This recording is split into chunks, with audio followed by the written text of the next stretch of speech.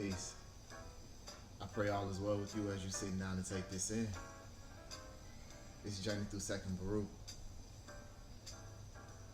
We're picking up in chapter 14. Where we just left off. The Most High came to Baruch after a fast, and he basically, in a nutshell, gave instruction to Baruch for him to tell the other nations when they wonder or are in bewilderment about the wrath and the punishment that comes upon them. We're picking up in chapter 14, verse 1. And I answered and said, Lo, you have shown me the method of the times, and that which shall be after these things. And you have said unto me that the retribution which has been spoken of by you shall come upon the nations. Verse 2.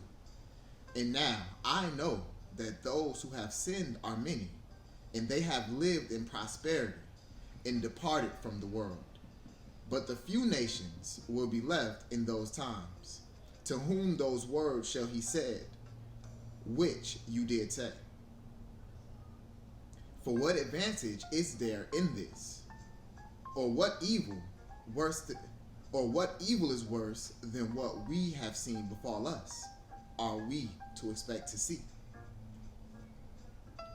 Verse 4.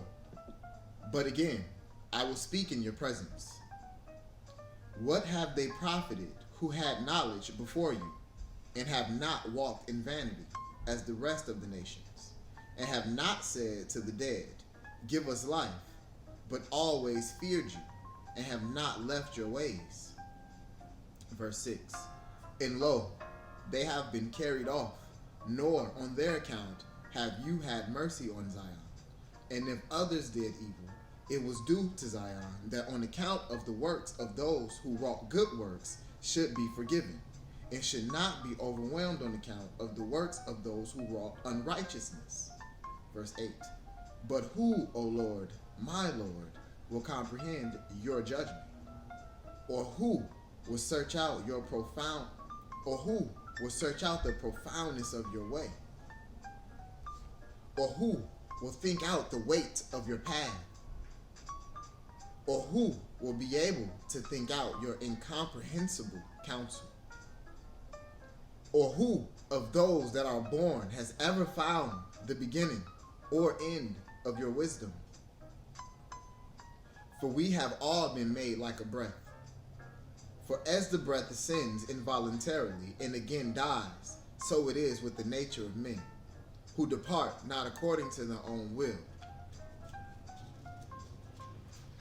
and know not what will befall them in the end. Verse 12. For the righteous justly hope for the end, and without fear depart from this habitation, because they have with you a store of works preserved in treasuries. On this account, also these, verse 13, on this account, also these without fear leave this world, and trusting with joy they hope to receive the world which you have promised them. But as for us, woe to us, who also are now shamefully entreated, and at that time look forward only to evils. But you know accurately what you have done by means of your servants. For we are not able to understand that which is good as you are, our Creator. But again, I will speak in your presence, O Lord, my Lord. When of old there was no world with its inhabitants, you did devise and speak with the word, and forthwith the works of creation stood before you. Verse 18. And you did say that you would make for your world man as the administrator of your works, that it might be known that he was by no means made on account of the world, but the world on account of him. And now I see that as for the world which was made on account of us, lo, it abides, but we, on account of whom it was made, depart. That's the end of chapter 14. think it was pretty self-explanatory, honestly. But verse 18, and you did say that you would make for your world man as the administrator of your works. That means when he created the world, he set man as the authority of the works of creation. So that we all would know that by no means were we created on account of the world, but the world was created on account of us.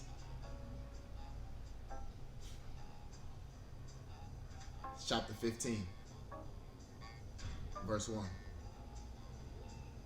And the Lord answered and said unto me, you are rightly astonished regarding the departure of man, but you have not judged well regarding the evils which befall those who sin. And as regards what you have said, that the righteous are carried off, and the impious are prospered. And as regards what you have said, man knows not your judgment. On this account hear, and I will speak to you, and hearken, and I will cause you to hear my words. Man would not rightly have understood my judgment unless he had accepted the law, and I had instructed him in understanding. But now, because he transgressed wittingly, yea, just on this ground that he knows about the law, he shall be tormented. And as regards what you did say touching the righteous, that on account of them has this world come, and so also again shall that which is to come on their account. For this world is to them a strife and a labor with much trouble, and that accordingly which is to come, a crown with great glory. That's the end of chapter 50. So basically, the Most High said, with regards to what you said about man not knowing my judgment or his judgment, we do know. Just having the knowledge of it is enough for us to be tormented. All right. But with regards of basically righteousness having no benefit, or these things that are about to come are going to come upon the righteous, the Most High said basically this isn't true, because this world that we're in for the righteous is a strife and a labor with much trouble, but the world that should come, it will be a crown of glory for the righteous. It's chapter 16, verse 1. And I answered and said, O Lord, my Lord, lo, the years of this time are few and evil, and who is able in his little time to acquire that which is measureless? Chapter 17, verse 1. And the Lord answered and said unto me, with the Most High account is not, with the Most High account is not taken of time, nor of a few years. For what did it profit Adam that he lived 930 years and transgressed that which he was commanded? Therefore, the multitude of time that he lived did not profit him, but brought death and cut off the years of those who were born from him. Wherein did Moses suffer loss, in that he lived only 120 years, and inasmuch he was subject to him who formed him, brought the law to the seed of Jacob, and lighted a lamp for the nation of Israel. That's the end of chapter 17. Long life isn't necessarily a profit. It doesn't. Living a long time doesn't mean that the Most High is with you. Chapter 18, verse 1. And I answered and said, He that lighted has taken from the light, and there are but few that have imitated him. But those many whom he has lighted have taken from the darkness of Adam, and have not rejoiced in the light of the Lamb. That's the end of chapter 18. So basically, those that the Most High that he set a light in, they loved it, and they rejoiced in it. But very few imitated those people in the following and the loving of that light. But the ones who took up the darkness of Adam, they loved that darkness and they rejoiced in it. They never rejoiced in the light of the Most High. It's chapter 18. Chapter 19. Verse 1. And he answered and said unto me, wherefore at that time he appointed for them a covenant, and said, behold, I have placed before you life and death.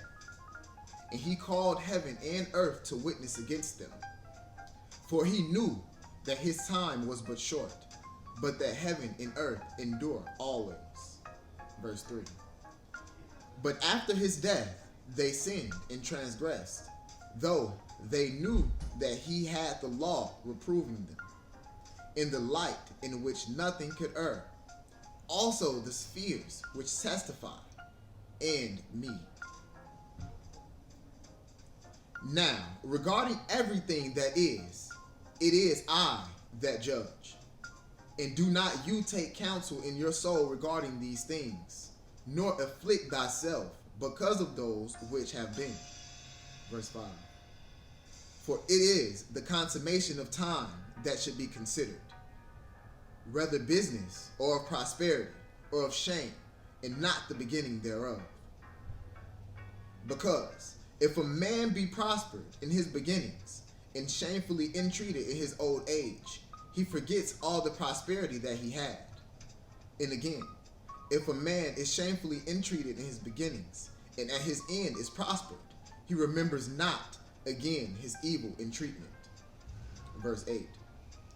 And again hearken, though each one were prospered all that time, all the time from the day on which death was decreed against those who transgressed, and in his end was destroyed in vain, would have been everything. It's the end of chapter 19.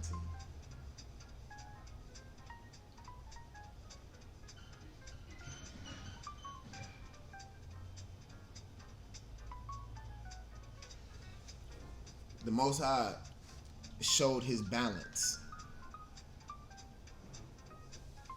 Because the same way, that example that he was showing at the end there, the same way where if a man is treated terrible his whole life, but at the end he's prospered, he don't remember all of that evil treatment. But if he was treated amazingly his entire life, and at the end everything is taken away, he don't remember all of the amazing times that he had. It's the same with the Most High, how he deals with how he weighs out his justice. If a man is righteous his entire life and at the end falls off, that righteousness is not counted. It doesn't matter. But if a man is crooked his entire life but genuinely changes his habits, changes his ways, and turns towards the Most High, at the end, all of that crookedness is forgotten and only that straight way is accounted for. Most High is beautiful. This has been Journey Through 2nd Baruch. Next time we'll be picking up in chapter 20.